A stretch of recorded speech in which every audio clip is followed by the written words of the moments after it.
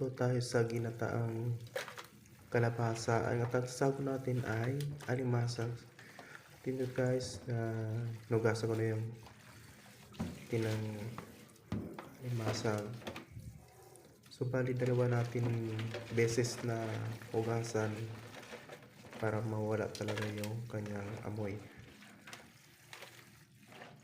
Hugasan natin. Tapos siyempre nagready na rin ako ng isang kawali. Nilagay natin. Bago guys ko ito ilagay ay lulutuin muna natin bago natin isaw sa atin ginataan. So bali guys, ito yung kalabasa na binili ko. Mahigit 1 kilo to. Medyo marami na rin to. Iniwa-iwa ko lang yan guys. Tinanggal ko na rin mga buto. Yan, kaiwa ko yan ay masarap talaga to pag sa ginataan. Lalo na pag sinabawan talaga, yung masarap yung sahog, yung isda talaga galing sa dagat bagong kuha, yung fresh pa. At binalatan ko na yan guys. So bali guys, ang pagbabalat ko dyan ay hindi lahat ng balat niya ay tinanggal ko, kasi sa amin sa probinsya ganon talaga ang pagbabalat niyan. May naiiwan talaga na kahit hindi, kasi sa iba sa pagbabalat niyan ay lahat tinatanggalan, pero sa akin guys ay hindi ko lahat tinanggalan, yung hindi lang, kasi dapat sabi ng papa ko ay dyan daw yung kanyang vitamins daw na nakukuha. Bali guys, nilinisin ko muna yan, iniwa-iwa ko na maliliit lang para madali maluto yung ating kalabasa. Pag iniwa naman siya guys, marami na yan.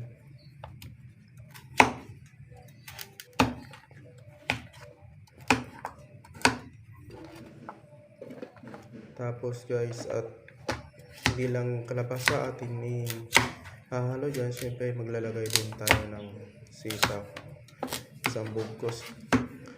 Kahit ganyang kalabasa ay napaka mahal na talaga yung gulay bilihin dito sa palengke.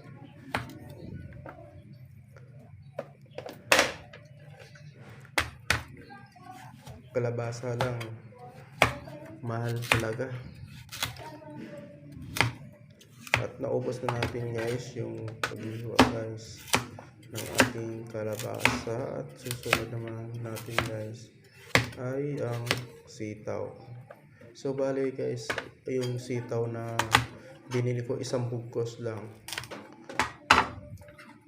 ay napakamahal talaga ng sitaw. Ngayon 5 piraso 20. Yan, binili ko lang sa palengke. Pero pag pinutol-putol mo naman guys, yan ay marami naman. Sinunod ko na rin dyan ng okra. Okra talaga 3 piraso 20. Ganun talaga guys, pag nasa syudad talaga sobrang mahal talaga ng bilihin, kasi wala tayong tanim na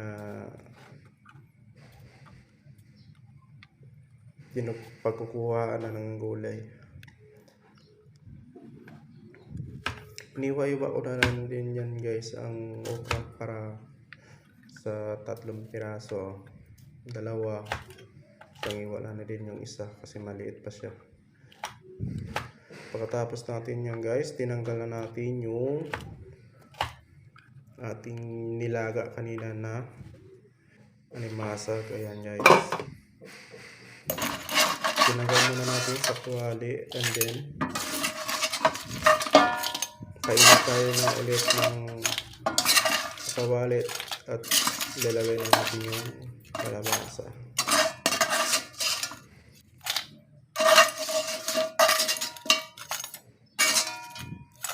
Siyempre, ang una natin ilalagay dyan ay yung unang gata. At nagdekdek na din ako guys ng ating pandagdag lasa. Nagdekdek din ako ng bawang saka sibuyas. Naglagay na rin ako guys ng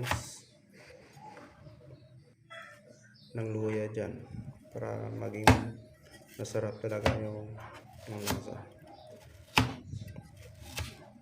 Pagkatapos natin gawin guys ay siyempre sabi ko kanina ay nagpainit tayo ng kawali. Medyo init na yan. Palagayin natin. Yan guys. So bago na matutuyo na yan, inilalagay na natin yung ating kalabasa.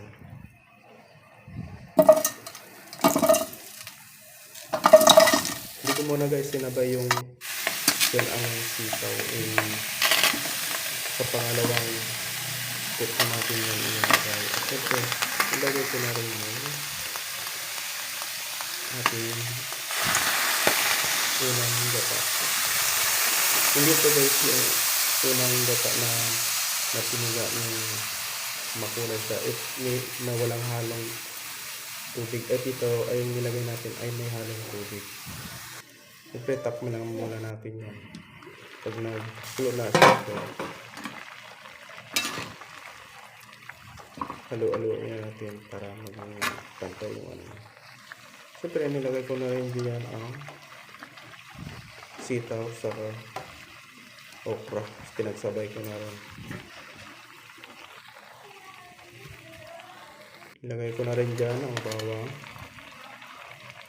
sibuyas. Kasi sa iba nagluluto, inuuna yung mga bawang, sibuyas yun. Lagay pa sila ng mantika. Pero sa akin guys, pinapahulo ko yan.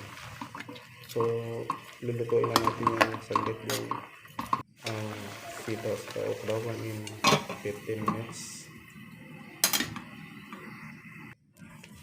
Before 15 minutes, tinimpla na natin ng asin. Lagyan na natin asin. Kunti lang na asin, huwag marami kasi pag marami yung nilagay nyo ay maalat na yan. At syempre, nagdadagdag na rin ako ng seasoning na Ajinomoto. Hadyan mo. Yan. Lasa. Ganun po talaga kami guys dito sa probinsya. Kailangan tagal ng ganang bitchin. Ayan. Ajinomoto. Asin. Siya. Yung iba kasi nilalagay masarap. Yun. Pangulay talaga. At nilagay ko guys ang ating nilagay kanina na ay mga salsa. So, nilulutuin na natin ng nilagay ng 40 minutes. At bago natin i-serve guys. Napakasarap din guys. Sigurado mabubungkag naman ito yung kanin natin ito. Siyempre, at nilagay ko na rin guys yung pinakauna niya na gata para maging mas malapot yung gata. Ito niya, lasa niya. Gawin natin para pantay yung kanya. Siyempre guys, nilagyan ko na rin dyan ng ceiling green. Nilagyan ko ng sili para may anghang siya. Bali, dalawa lang yung guys. Hati-hati ko lang. Takpan natin. Narutuin natin ng 15 minutes. After 15 minutes, ito na guys yung ating ginataang kalabasa na seafoods. Sige, luto na yun guys. Ready to serve na yun guys. At kung nagustuhan yung video ko guys, salamat sa panonood. Love you.